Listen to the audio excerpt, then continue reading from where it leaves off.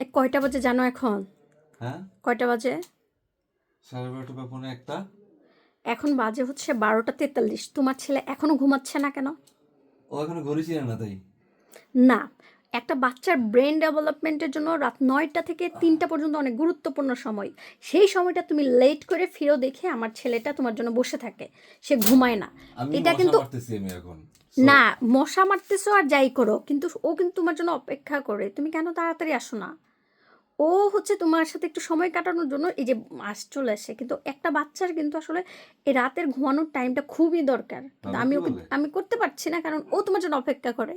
ও ঘুমায় গেল তোমার ভয়েস শুনে তারপর উঠে। একটা বাচ্চার জন্য ঘুম, বাচ্চার গ্রোথের জন্য, ব্রেন ডেভেলপমেন্টের জন্য রাতের ঘুমটা খুবই খুবই গুরুত্বপূর্ণ, কিন্তু সে কি করতেছে, সন্ধ্যার পরে একটু ঘুমায়া উঠে এই যে রাত 2টা পর্যন্ত সে আচ্ছা, জেগে থেকে। তোমার ছেলে সন্ধ্যা 7টায় সময় ঘুমায় পড়লো, ঠিকই রাত 12টায় উঠা সে আড্ডা দিতে না, বেরিয়ে যায়। তুমি যদি আগে ফিরো, তাড়াতাড়ি বাসায় আসো, ও তোমার সাথে সময় কাটানোর পরে ও ঘুমিয়ে গেলে আর উঠবে না। বিশ্বাস না হলে আগামী 1 মাস ট্রাই করে দেখো।